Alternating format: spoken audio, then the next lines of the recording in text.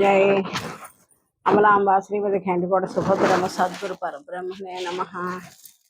गुरु ब्रह्मा गुरु विष्णु गुरुदेव महेश्वरा गुरु साक्षात् परब्रह्मा तस्मै श्री गुरवे नमः। जय सद्गुरु प्रभ महाराज की जय। अमलांबा श्रीमती खंडकोट सुभद्रम सद्गुरु परब्रह्मणे नमः। ध्यायामि ध्यानं समर्पयामि श्रीमद्गुरुवनకు शतपत्र पुष्पं समर्पयामि। जय गुरुदेव। सद्गुरु चरणं भव भय हरणं सद्गुरु चरणं भव भय हरणं। जय सद्गुरु जय जय सद्गुरु निज गुरु सद्गुरुदेव गुरुदेव। जय सद्गुरु अमलांबा श्रीमती घंटिकोట సుభద్రమ సద్గురు పరబ్రహ్మ అచల బోధండి భాగవత కృష్ణ దేశక ప్రభువులు రచించిన శుద్ధ నిర్గుణ తత్వ కందార్థములోది ఏరుకోత్పత్తి లక్షణంలో 71వ పద్యం అండి. మన వీడియో సరిగ్గా రాలేదు, వాయిస్ రాలక అది మళ్ళీ డిలీట్ చేయడం అయింది. మళ్ళీ అదే పద్యం చేసుకుందామండి. వనిగళ్ళు దుఃఖము లోపల తనకైతా వచ్చి తనకైతా నేగు విధంబున పరిపూర్ణము లోపల తనకైతా వచ్చి ఎరుక తననైతా గజనును అచలంబున్నదని తానెరిగినాను తనలేమి నిజమాని తనకే తోచును తోచి తన కల్మి మృషగా భావన చేసి నిలువక తనకైతా జనును అచలంబున్నదని తానెరిగినాను. ఎరుక తనకు తానే వస్తుంది, అంతా తానే అంతా నిండి ఉన్నానని అన్నీ తనతోనే జరుగుతున్నాయని మురిసిపోతుంది. తాను అసత్యమైన పరిపూర్ణమైన సత్య వస్తువు అంతా నిండి ఉన్న నివిడీకృత సూది మన వాప సందులేక అంతా నిండి నివిడీకృతమై ఉన్నది పరిపూర్ణ పరబ్రహ్మమే అని తనకి తెలిస్తే తానే లేకుండా పోతుంది, ఎక్కడా నిలవదు ఎరుక. అది పద్యభావం అండి. కవి హృదయం క్షుణ్ణంగా తెలుసుకుందాం. ఓ శిష్య, వానాకాలంలో నీటి బుడగలు ఆ నీటిలో తనకు తానే వచ్చి కొంతసేపు ఉండి తిరిగి తనకు తానే లేకుండా పోవును. వర్షాకాలంలో వర్షం చినుకులు పడినప్పుడు మనకు నీరు వస్తుంది, ఆ నీటిలో బుడగలు ఉంటాయి, నీటి బుడగలు పుడతాయి. వాటికి అవే గాలికి పైనుంచి పడిన ఆ ఫోర్స్కి నీటి బుడగలు ఏర్పడతాయి. అవి ఎవరు సృష్టించింది కాదు, తనకైతే వచ్చి తనకైతే కొద్దిసేపు ఉండి మళ్ళీ అవి చీతికిపోతాయి, లేకుండా పోతాయి. అలాగే ఈ ఎరుక తనకైతే వచ్చింది, తనకైతే లేకుండా పోతుంది. ఇదంతా ఉందని ఆ కొద్దిసేపు భ్రమ, ఈ మాయ తెర తీసి నిజ వస్తువు దర్శిస్తే ఇది లేదు అని ఈ పద్యం. ఆ బుడగలు, ఆ నీళ్ళలో బుడగలు ఎలా వచ్చాయో సృష్టి అలాగే వచ్చింది, దీన్ని ఎవరు సృష్టించేది లేదు. తనకు తానే ఈ మాయ అనమాట, లేనిది ఉన్నట్టుగా ఆరోపించబడింది అంతే, వాస్తవానికి లేదు. యోగులు మరి సిద్ధులు యోగులు అన్నీ వదిలి ఎందుకుంటారు? ఇదంతా మాయని వాళ్ళకి తెలుసు కాబట్టి అన్నీ విడిచి ఉంటారు. బ్రహ్మ సత్యం జగత్ విద్య అనే సత్య వస్తువుని పట్టుకుని ఆ సత్య దర్శనం కోసం తపస్సులు చేస్తారు. యుగాలుగా ఉన్నారు పెద్దలు హిమాలయాల్లోనూ. అక్కడ మనకి గురుకరుణతోటి కలిపి ఒక్క క్షకంలో మనకి ఉన్న పరిపూర్ణ పరబ్రహ్మం దర్శనం అవడం, ఈ లేని ఎరుక లేదని ఈ గ్రహించి ఎరుకకే తెలుస్తుంది నీది మాయ, ఇది భ్రమ, ఇది లేనిది అని తెలుసుకునే తక్కువని తనే విడిచి పరిపూర్ణ దర్శనం కాగానే ఎరుక మాయమైపోతుంది, ఉండదు. చీకటి ఒకసారి లైట్ స్విచ్ చీకటి గదిలోకి వెళ్ళాక ఒకసారి చీకటి అనుకుంటాం, ఏం కనిపించదు, అజ్ఞానం. అలాగే లైట్ స్విచ్ వేయగానే చీకటి మాయమైపోతుంది. ఎక్కడ పోతుంది చీకటి? పోతుంది. ఎక్కడ పోతుంది అన్నది ఏమీ ఉండదు దానికి ఆన్సరు. ఎలా వచ్చింది చీకటి? సూర్యకాంతి లేకపోవడం వల్ల చీకటి వచ్చింది. మళ్ళీ లైట్ వేస్తే అది ఎక్కడికి పోయింది? పోతుంది. అలాగే ఎరుక అంతే, తనకు తానుగా వస్తుంది, తనకు తానుగా పోతుంది. ఈ మిథ్యా జగత్తు ఏ క్షణం అయితే ఇది లేదు అని మనం నిర్ధారణ చేసుకుని ఉన్నదా దర్శనం అయిన తర్వాత ఎరుక లేకుండా పోతుంది. అదే వనిగేళ్ళు ఉదకం లోపల ఎలా అయితే నీటి బుడగలు నీళ్ళలో పుట్టి ఎలా అయితే లేకుండా పోయాయో అలాగ పోతుందనమాట. అటులనే ఈ ఎరుక పరిపూర్ణంలో గల తనంతట తా తానుగా తోచబడి తనకు తానే లేకపోవడం. అనగా ఎరుక యొక్క రాకపోకలు తనకు తానే ఏర్పడినవే గాని పరిపూర్ణం వలన కాదని భావం. ఇట్లు ఎరుక పరిపూర్ణ పరబ్రహ్మము స్వతసిద్ధముగా ఉన్నదని గురుకరుణ చేత గుర్తించినచో తాను లేక లేనని తాను లేనను నిజము గుర్తించి తను ఉన్నా ఉన్నాననుట అబద్ధం అని తెలుసుకొని తనకు తానే లేకుండా పోవును. ఇది గురువాక్యం. లేదు పరిపూర్ణమునకు కాదు ఏది ఆధారం. అది స్వతసిద్ధం పరిపూర్ణం. ఇది లేని ఎరుక. ఈ లేని ఎరుక వచ్చి ఇంత వ్యవహారం నడుస్తోంది. ఇది లేనిది మాయ. ఈ ఒక క్షణం ఉండి మరుక్షణం లేకుండా పోతూ ఉంటుంది. ఈ అవస్థాత్రయాలు చూడండి. జాగృతి, స్వప్నము, సుషుప్తి. అవస్థాత్రయాల్లో జాగృతి ఉన్నప్పుడు స్వప్నం లేదు, సుషుప్తి లేదు.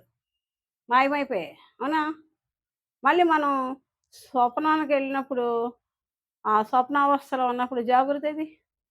జాగృతి లేదు అందులో. స్వప్నానందంలో మునిగి తేలుతూ ఉంటాం. అదొక సృష్టి. మనమే చేసుకుంటాం. అది ఎవరు కల్పించేది కాదు. మళ్ళీ గాఢ నిద్రలోకెళ్తాం. సుషుప్తి అవస్థ అంటాం. సుషుప్తిలోకెళ్ళాక ఈ స్వప్నావస్థ ఏమైంది? ఈ స్వప్న దేశం ఏమైంది? ఈ జాగృతావస్థ ఏమైంది? ఈ దేశం ఏమైంది? ఈ దేశం, ఆ దేశం పరదేశం అయిపోయింది. లేదు. సుషుప్తిలో గాఢ నిద్ర ఏమీ లేని మరుపు. అది ఏంటంటే ఏం చెప్పడానికి ఉండదు. ఎరుక లేని స్థితి. ఆనందం రహిత స్థితి. ఆనందం స్వప్నావస్థ వరకే. స్వప్నంలో ఆనందం పొందుతాం. తర్వాత సుషుప్తిలోకి వెళ్తే ఆనందరహితం అచల స్థితికి వెళ్ళిపోతాం. తురీయాతీతం అంటారు. ఆ! ఆ స్థితిలో ఇది, అది అని చెప్పడానికి అక్కడ ఎరుక లేదు. ఎరుక లేనప్పుడు నువ్వు ఏం ఆనందం పొందావు, ఎంత ఆనందం పొందావంటే ఆనందంగా ఉంటుంది. బాగా నిద్ర పట్టింది అంటారు గానీ, ఇది, అది అని చెప్పేది లేదక్కడ. అలాగే అప్పుడు ఆ స సుషుప్తి శాశ్వతంగా ఉందా? లేదు. టక్కుమని మళ్ళీ జాగ్రత్తావస్థలోకొచ్చేస్తున్నాం. జాగ్రత్తలోకొచ్చేసరికి సుషుప్తి మాయమైపోయింది. సుషుప్తి లేదు, స్వప్నం లేదు. మరి ఒకప్పుడుండి, ఒకప్పుడు లేనిది శాశ్వతమా? శాశ్వతమైంది బ్రహ్మం అంటారు. అది బ్రహ్మం కాదు కదా మరి. శాశ్వతమైంది కాదు. ఇది అసత్యం.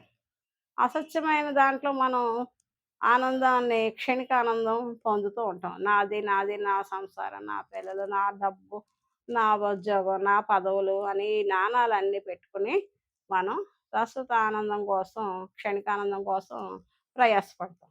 మళ్ళీ ఈ కర్మబంధాల్లో చిక్కుకొని ఈ జన్మసాగరంలో పడి మళ్ళీ పునర్జన్మ, పునర్మరణం అవుతూ ఉంటాం. ఒక్క ఆచార్యుని కటాక్షంతోటి ఒక కను సౌజ్ఞతో చాలు మనం తరించడానికి. గురు కను సౌజ్ఞతో తరిస్తారనమాట. అచల బోధలో, అచల గురువులుగా అంత సమర్థత ఉంటుంది. గురువాక్యం మీద నమ్మిక ఉండాలి. శాశ్వతమైన సనాతనమైన సద్గురుమూర్తి పరబ్రహ్మ స్వరూపాన్ని ఇదిగో అని దర్శింపజేస్తారు. ఆ దర్శించినదే సత్యం. చూసేది, చూడబడేది అంతా మాయే. మాయతోటే చూపిస్తాము, మాయతోటే చూస్తాము. ఈ మాయకి ఆవరణ అయిన ఈ నేను లేని స్థితి ఏదైతే ఉందో అది నిజస్థితి అని గురువు చెప్తారు. ఆ గురువాక్యాన్ని నమ్మి ఆ మార్గంలో ఉన్న వాళ్ళకి తప్పకుండా జన్మ ధరిస్తుంది. ఇంకా పుట్టరు. ఈ పుట్టుక, చావులు, ఈ బాధలు ఇంక వాళ్ళకి ఉండవు. అది ఈ పద్యభావం. ఎలా వచ్చింది అలాగే పోతుంది. మనం పూర్ణస్థితిలో ఉండడమే. గురువు సూచన చేసి చెప్పింది తరచు తరచు మనకి ప్రతి పద్యంలోనూ చెప్పేది పరిపూర్ణ పరబ్రహ్మం తప్ప ఇదంతా కూడా మాయ. ఇది ఉండదు, ఇది శాశ్వతం కాదు, ఇది ఎరుక, లేనెరుక. లేనెరుకను లేకుండా చేసుకోవడమే ఈ జన్మ చరితార్థం. మానవ జన్మకు వచ్చినందుకు జన్మరహితం చేసుకోవాలి. చిన్న చిన్న కోరికలు కోరుకుని కష్టాల్లో పడి ఈ శాశ్వత ఆనందంగా తీరతాయి కోరికలు. అందరిలాగా మహత్తులు కలిగి గొప్పలు కావాలని కోరుకునే వాళ్ళు మళ్ళీ ఒక జన్మలో 10 జన్మలో ఎత్తాలి. అందుకని అవన్నీ పూర్తిగా ఆ సద్గురుమూర్తి నన్ను తరింపజేయండి. అది తప్ప నాకేం వద్దు, జన్మరాహిత్యం తప్ప నాకేం వద్దని శాశ్వత ఆనందం కావాలి. ఈ బాధలు కష్టాలు మళ్ళీ కొని తెచ్చుకోకూడదు. అవకాశం ఉంది. ఉం? గురువు గారి చూపించిన ఆ దేశంలో ఉండాలి. ఈ దేశం పరదేశం. ఏ క్షణమైనా మనం ఇది విడిచి మన దేశం పరిపూర్ణ పరబ్రహ్మ ఆనంద దేశం, అది అచలం, అది అంత నిండి ఉంది. కానీ ఈ నేను ఈ తహనపడే తహతహలాడే ఈ నేను లేకుండా చేసుకుంటే ఉన్నది ఆ దేశస్థులమే అవుతాం మనం. జై సద్గురుదేవ. ఉన్నానంట అబద్ధమని ఇది గురు కరుణతోటి పరబ్రహ్మము స్వతసిద్ధముగా ఉన్నదని గురు కరుణచే గుర్తించినచో తాను లేనని నిజము గుర్తించి తను ఉన్నానన్నట్టు అబద్ధం అని తెలుసుకొని తనకు తానే లేకుండా పోతుంది ఎరుక. జై సద్గురు ప్రేమ మహారాజుకి జై. పరిపూర్ణ పరబ్రహ్మము శాశ్వతమైనది, స్వతసిద్ధమైనది, కారణ కార్యములు కానిది కనుక అందులో తోచిన ఎరుక నీటి బుడగ వలె తనంతట తానుగా ఏర్పడి కొంతసేపు ఉండి తనకు తానే లేకపోను. ఇట్లు ఉత్పత్తి స్థితిలయములు తనకు తానే జరుగుచున్నది కానీ పరిపూర్ణంలో ఎంత మాత్రము కారణము కాదని తెలుసుకోవాలి. ఇట్లు అనేక మార్లు ఉత్పత్తి లయములు పొందే ఎరుక పరిపూర్ణం ఉన్నదని గుర్తించినంత వరకు తానే బ్రహ్మమని శాశ్వతమని జగద్ అధిష్టానమని భావించుచును. ఇట్టి ఎరుక గురుముఖత పరిపూర్ణం ఉన్నదని తెలిసిన వెంటనే పరిపూర్ణ శాశ్వతమని తాను అబద్ధం అని లేననియో తెలిసిన తాను లేకపోవును. ఈ పద్యభావం. జయ సద్గురు ప్రేమ మహారాజుకి జయ. తన కలిమి మృషగా భావన చేసి అనగా తన కలిమి అనగా తానే బ్రహ్మము, శాశ్వతము, గొప్పది, మరేది సాటి లేనిది అని భావించిన ఎరుక నిజమును తెలుసుకొని అశాశ్వతమైనది ఆ శాశ్వతమైనది లేనిది తానేనని తెలిసి తానే లేకుండా పోవును. పరిపూర్ణములో దోచుచు ఎరికే చను తనకు దాని ఏర్పడు సుయిను సుమి తొరటలు 9 గలదై తరితీపులనందుచుండు తనువాన జగూచు అచలంబున్నదని తాలేననుచు మరిగిట్లెరుకకు తెలియ ఎరుకే నిల్వదు గాని పరిపూర్ణముండు దాన్నెరిగేదెట్లిక గుర్తు తనువాన జగూచు అచలంబున్నదని తాలేననుచు. పరిపూర్ణం ఉన్నదని తాను లేనని ఎప్పుడైతే ఎరుక తెలుసుకుంటుందో అప్పుడే లేకుండా పోతుంది.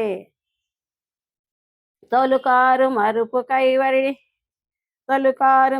కైవడి పొలుపుగ నీళ్ళందు దోచ బొగ్గల రీతిని అల సూర్య కిరణమందున గల నీళ్ళంబులవనే ఎరుక కనిపించునయ్యా అంతలో ఎచట కనిపించదయ్యా కలకాల మొక రీతి కలిగొండది ఎరుక తిలకింప భవాలు రాత్రి తిరుగు విధమున కనిపించునయ్యా అంతల చెట కనిపించదయ్యా.